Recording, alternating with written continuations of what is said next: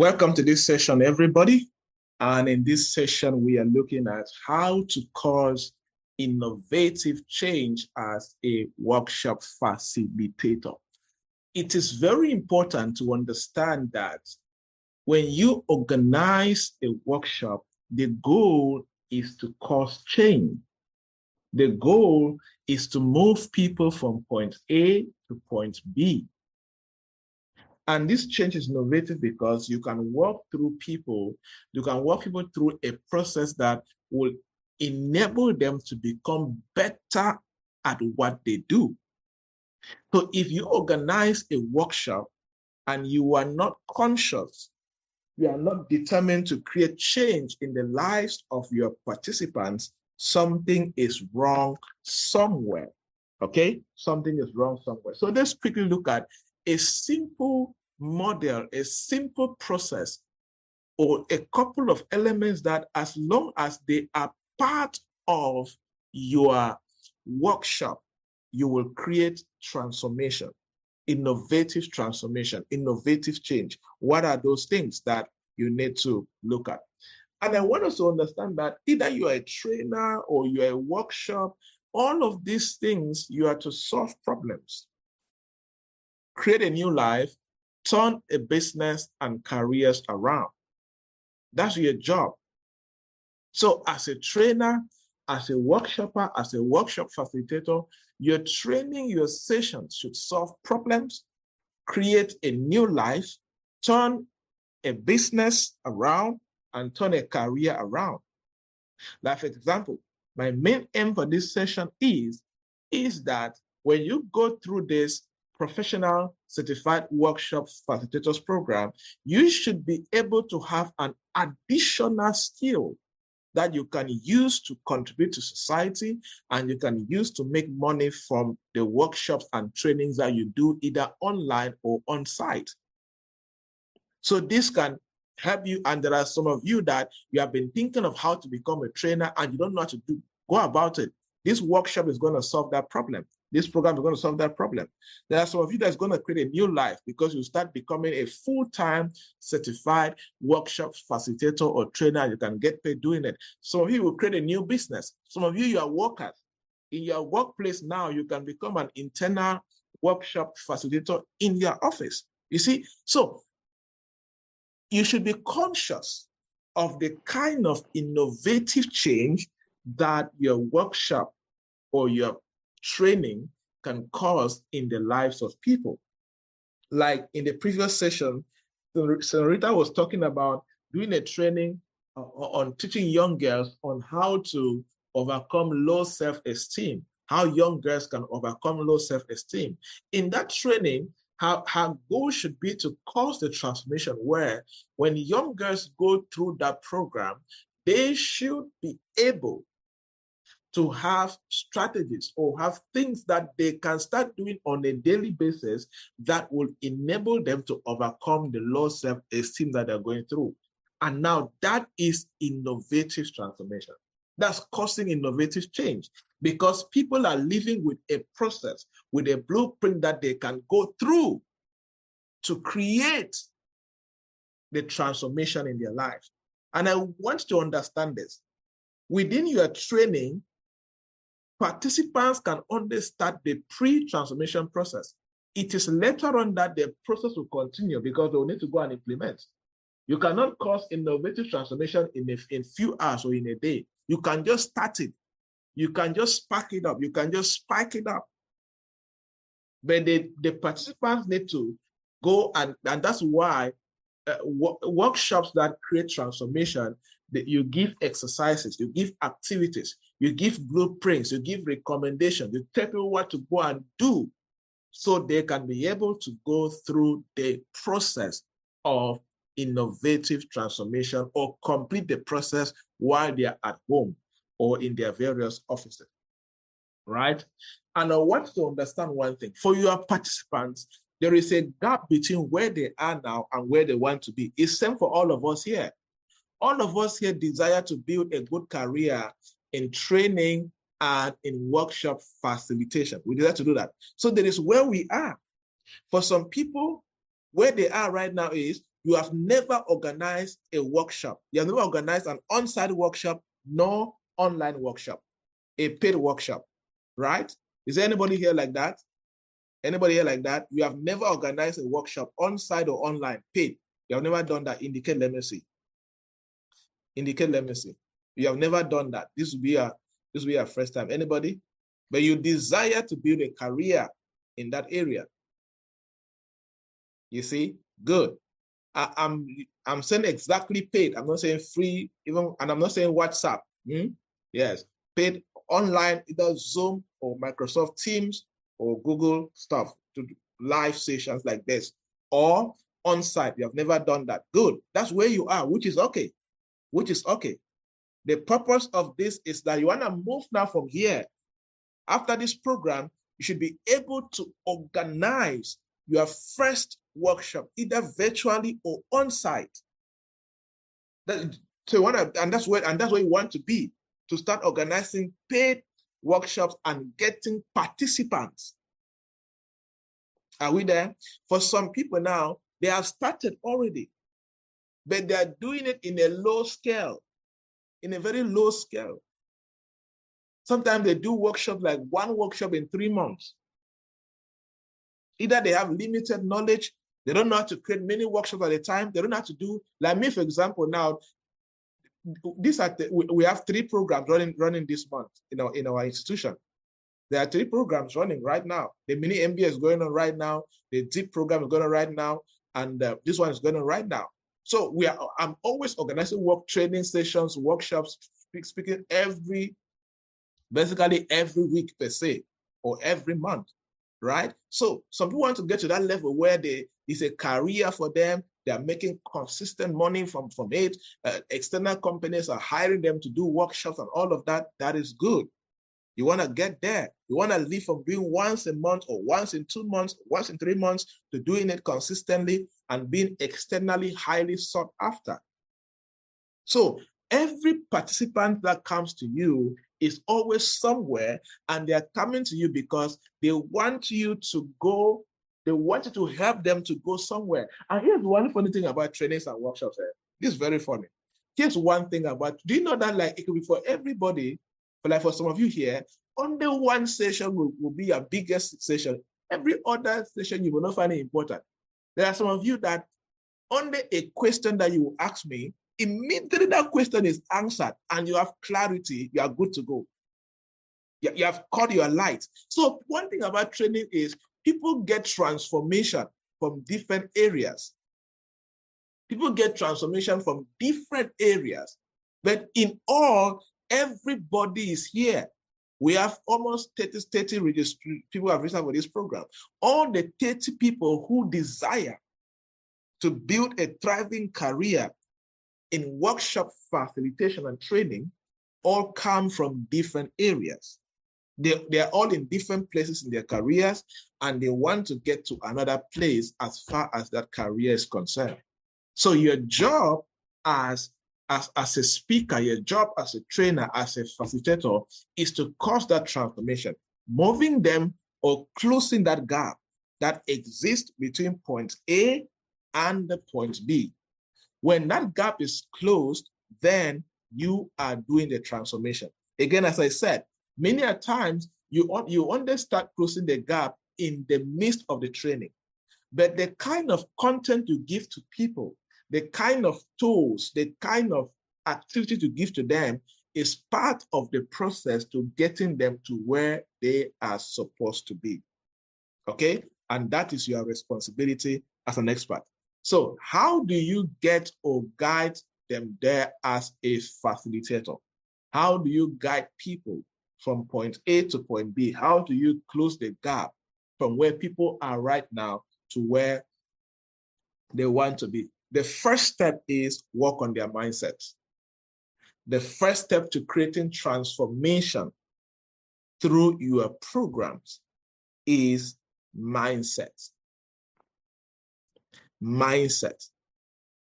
There are some people, like for example, let me tell you, throughout this session, there is a way I'm working on your mindset. Although there is no special training session indicated that how to develop the mindset of a facilitator. No, it's not there. but I'm very conscious that part of the things I want to achieve with all of you is to reform your mindset to see that you can become a very professional, ethical, successful facilitator that can lead sessions anywhere that you desire, right? Since the session that we've been having, I'm sure that there are people who can say here that since the first session, your mindset is different. Your mindset is different in how you actually see workshop facilitation or building a career as a trainer. Can anybody confirm that? Can anybody confirm that? Has your mindset been shifted in one way or another? Now, and it's good to understand that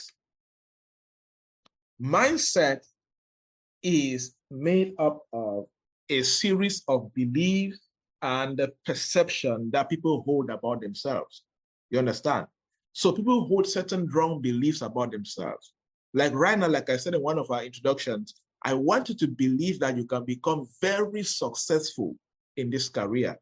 And it's going to take time, yes. But if you walk the path and follow the process, you will be successful. Okay? And there are different types of mindsets, and that's why it's good to understand the different types of mindset. We have mindset like goal setting mindset, growth mindset, reactive mindset, positive mindset, learning mindset, courageous mindset. All of these are types of mindset. When you understand the types of mindset, you now understand the kind of activities you can give to people which will become part of challenging them to change their mindset. Like, for example, after this training, after this session, as I said, one of my goals is that everybody should design a flyer, promote the flyer, get paid for that event, and deliver the training online or on-site. Now, that is a goal I've given you. One of the things that goal will help you achieve is mindset. That's a goal to shake up your mindset. You see? So those who used to be afraid to even design a flyer and put there, some people hear that they are afraid to put things in public. Fear will not allow them to announce anything in public. They're like, hey, who will come? Will somebody come? Hey, what will people say? There are some people here like that too. Their heart is cutting, right? Their heart is cutting up and down. So the best way to shift their mindset and conquer that perception is to set a goal. And the goal is that at the end of this session, everybody, you will do a flyer for your event. And you know that we're doing individual flyers for everybody here for your personal promotion.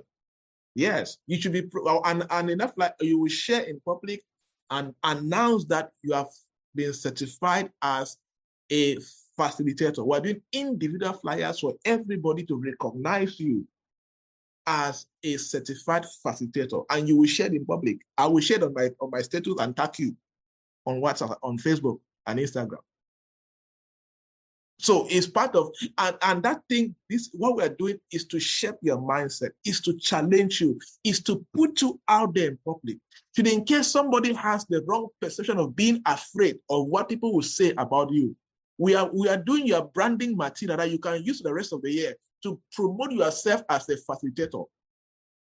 That's why we have to submit your pictures. If you have not done so, if you are on your own, because we're designing a flyer for you that you are a recognized, there's no date on it. So it's your promotional material that you can use every month to promote, put on your status. Let people see you that you are a facilitator and they can hire you. You understand?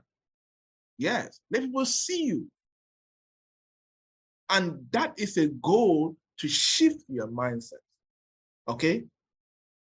So, as a facilitator, when you're doing a training, when you're doing a workshop, you need to make sure that one of the first things that you need to do to cause transformation should be to do what?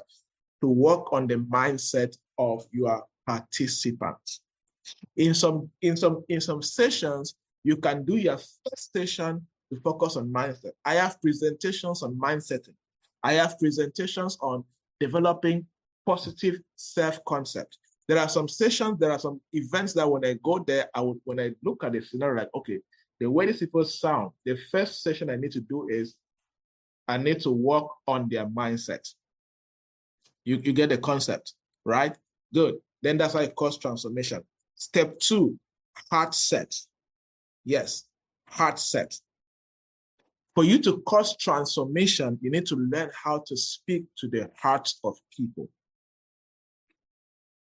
You need to learn to make sure that there is a place where the way you conceive your words, people can receive them in their hearts. You can convert the hearts of people with your words. You are not speaking to their brains, you are speaking to their hearts. And one of the best ways to speak to the hearts of people is to tell your story. I've shared with you I've shared with you guys many since yesterday, short instances of the things that I've experienced in my journey as a trainer and as a speaker. Is that true? Have I shared that? It's for me to speak to your heart. Stories speaks to the heart. Facts speaks to the mind. So many a times when you are designing a training, you can look at a story around your life that is very touching, very, very impactful, of something you achieved or a challenge you went through. Find a way to fit that story, because people empathize and find compassion in stories. So when you tell a story in the midst of your workshop or in the process of your training, you are speaking to the hearts of the people. Are we there? So that's one thing you will find in the life of a good speaker, a good trainer, a good coach, a good facilitator, is the ability to tell a heart-touching story, whether a very short story or a very long story, whatever, but a story or something that happened that can make people to feel or believe or be convicted with what you are saying. Like when I started the session yesterday, I was telling you guys that I believe that having a workshop facilitation skill is a powerful high income skill that will work for you for the rest of your life. I was saying, I was just sitting the other day and I didn't know that I was going to make some money. And then the school reached out to me that they're doing a staff capacity workshop and would like me to handle a session on staff engagement and collaboration. I'm like, oh, that's good. I charged them 200,000 francs and they said, okay, 250,000 francs. Okay, fine, we're going to pay.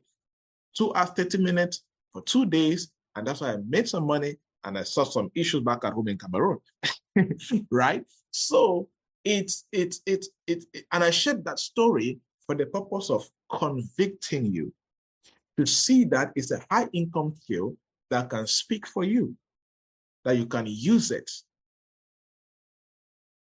anywhere you find yourself, as long as you build the credibility, the professionalism, and you remain consistent at promoting yourself and organizing your workshop and becoming better at the process. So as a facilitator, as a trainer, make sure that you find a story, you find a convicted circumstance, you find something that you can share and touch the heart of people and cause transformation. Very important. Numbers don't speak to the heart. Numbers speak to the head, to the head. It is stories that speak to the heart. The heart understands emotions, compassion. You understand? So anytime you want to touch the heart, you must understand how to drive from something that talks about, that will touch the emotion of the people and drive compassion and conviction and make them see that it is possible. And according to research, the best way to do that is to tell a story of an achievement, of a circumstance, or what you went through. It could be a story or somebody else's story.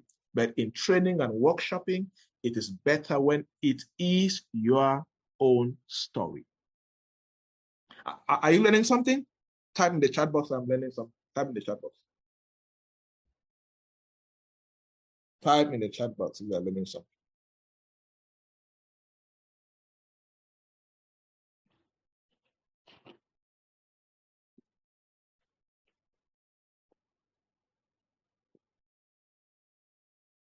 Awesome. Good.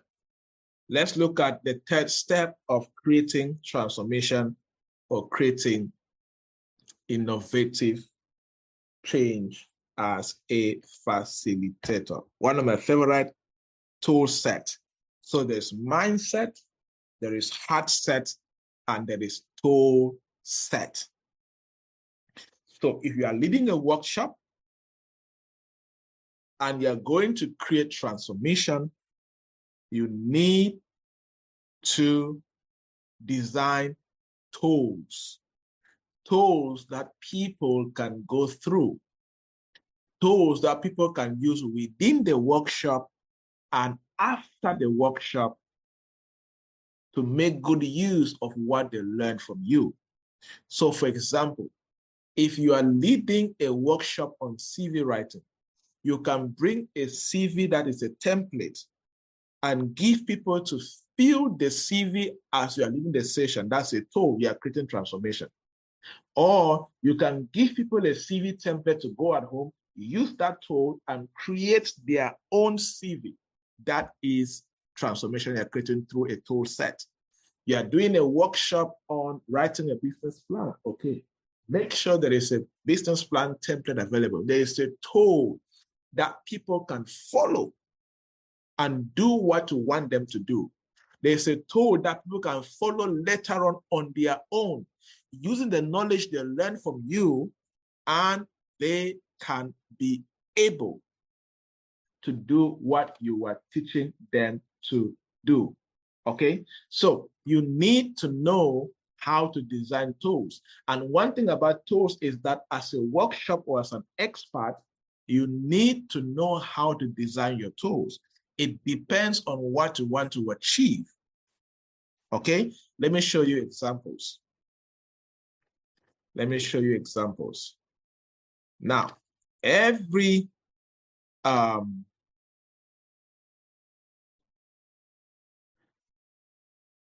workshop, every expert, one thing that you would notice in the life of any expert who is a trainer, a facilitator, or a workshop, workshop facilitator, is that there are people of tools, always designing tools. Let me show you something. This is my tools folder. You see this? This is my folder. This is my tools folder.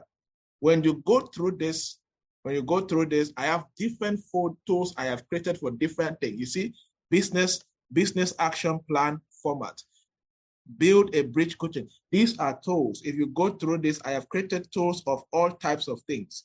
You see, these are tools. You see, strategy tools, coaching templates. I have my tools for everything, business plan, all of that. I have these tools. And these are tools I have created myself. So you create tools depending on the session, because without tools, you cannot create complete transformation. Let me show you typical examples now of the, let me open some and we'll look at them. Let me open some and we'll look at them. So don't, I'm saying this to somebody that, Andrew, let me share with you my tools. No, I cannot share with you because these are tailored tools. I've made them for myself. I've made them to use them for my clients, to use them during my workshops. And there are some tools that I create them new, depending on, I create them new depending on that particular workshop, depending on what I want to achieve. Okay, now, so again, as an expert, whether you are an expert in agriculture, you're an expert in accounting, you're an expert in whatever you want to do, one of the things that validates your expertise is your ability to sit and create a tool that people can use and go through transformation. It is difficult for you to create transformation successfully when you cannot give people tools that they can use within your workshop or after your workshop. And tool set is the third And last, most important, that you need to go through. Let me give you an example. Let's say I'm leading a workshop session with business leaders on how to plan their year. And that workshop, I want to teach them how to break down their year into three months, right? So there's a tool called Work 3 Months Vision Worksheet. So the tool is to help them. See, instructions are there. Allow yourself 30 minutes of quiet time to consider these questions that help you create and shape your vision. Remember, we're talking about transformation for your next 3 months. Write your answers in the present tense and as specific as you can. You see, question 1, how do I want my life to be? Write below how you would like each area to be in 3 months. Personal life, home, and family. You describe. In the next 3 months, personally, I would like my life to be like this. In the house, you go to your career, you go to your desk, you go to your health, and all of that. You see, you create all of this. People go through question 2, they go through, and all of that. And this up, you create transformation in the lives of people. Okay, so you create that. So you need to learn how to create tools. Again, and tools are easy to create, I think. Although some people find it difficult, but if you try to put your mind to it, you will do it. Again, I keep saying, if you're an expert in your field, if you're a professional in your field, you have the ability to create a tool. Just go through the process of creating it. All right. We'll try to use somebody practically. Now, this is another tool that I have. Framework or weapon to conquer your insecurities. Right? This is it. What is insecurity? Talk about it. Life application number 1. Sign, you see, I clearly define insecurity here and there. Life application 1. Signs you have insecurities or you are an insecure person. Signs of insecurity. Acting needy or reactively jealous in relationships. Tick the sign present in your life. If you're always jealous in a relationship, tick it, right? Looking down on others. Do you think you do that? Tick it, all of that. And leave the ones that you're not doing. You see, very clear. You go. Life application 2. List your top 5 insecurities in your life. You begin to list them, all of that. The aim is to create transformation. Practical ways to conquer your insecurities. You see, it's there. I list practical ways and then I give another activity for you to do. Remember, there is nobody on earth that goes through a process like this and doesn't see some changes. It's difficult. It's difficult. So if you really want to create complete transformation as a trainer, as a workshop facilitator, you need to know how to create tools that you can use. Give your participants, walk them through, or let them take it home and go through the process. This particular tool, this is a self-applicable tool. I don't need to be there. That's one thing with tools. People can work on their tools, on these tools when you are not there, because their instructions, everything, people can do it on their own. This particular tool on combating insecurity, or anybody who's going through low self-confidence, all of that, they can go to a tool like this, you see, on their own, and they're able to create transformation on their own, discover themselves, make decisions, start making changes, and boom, they become much better, right? Now, I want to do this more practically now. With Senorita was mentioning a few days, in the last session, that she would like to do a workshop for teenage girls to teach them how to conquer low self-confidence. And for that workshop to create complete transformation, apart from her speaking to their mindsets, apart from her sharing her personal story that can speak to their heart, she needs to design a tool that she can share with them. The tool can be, the tool can have something like, why do you think that you have self-confidence? She asks a question and gives a space for them to answer.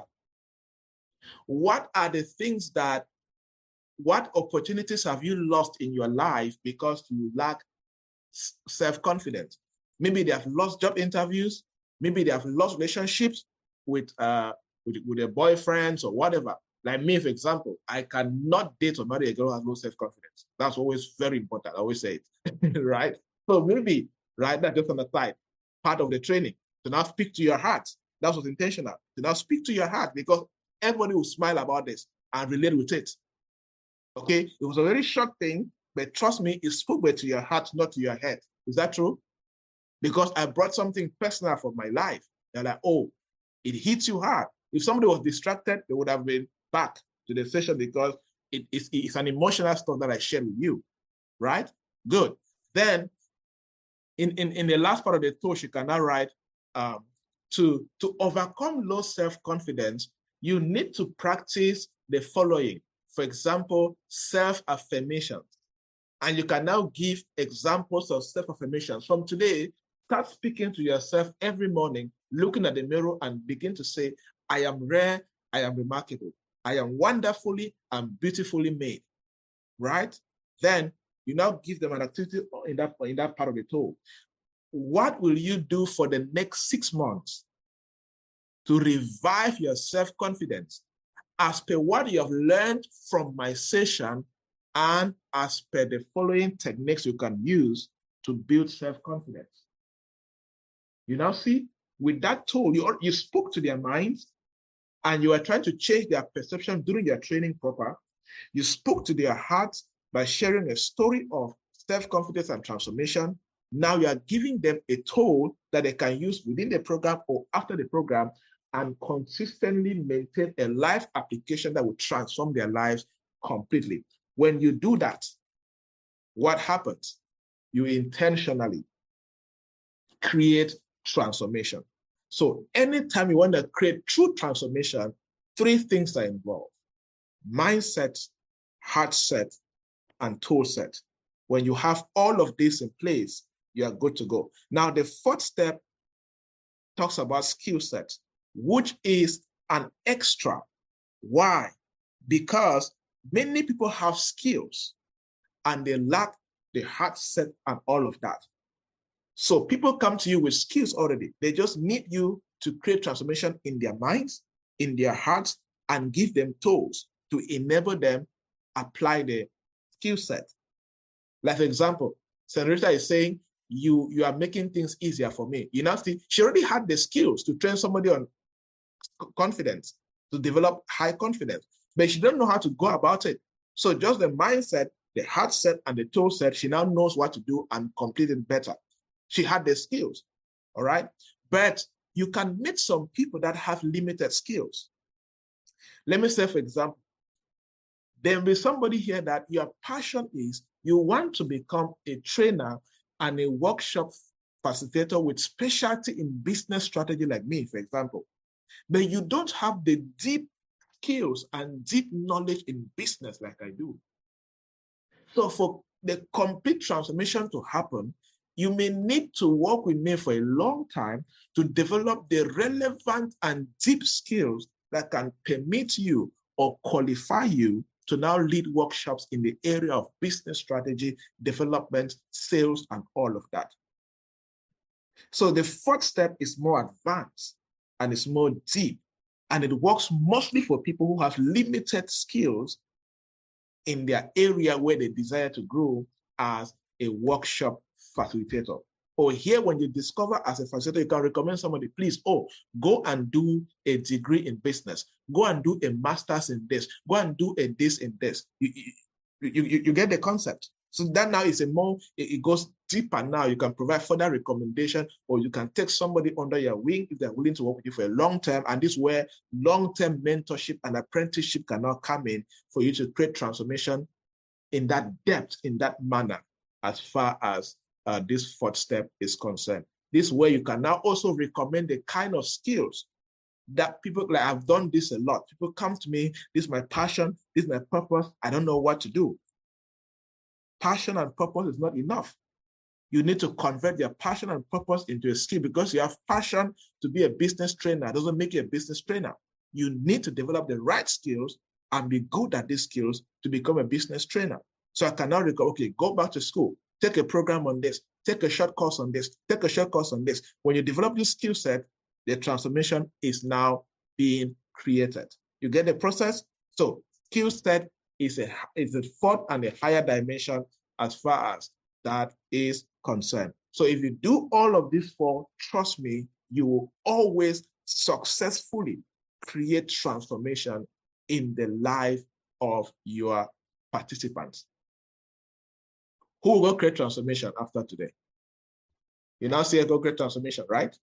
Yes. Who is so confident that you can create transformation?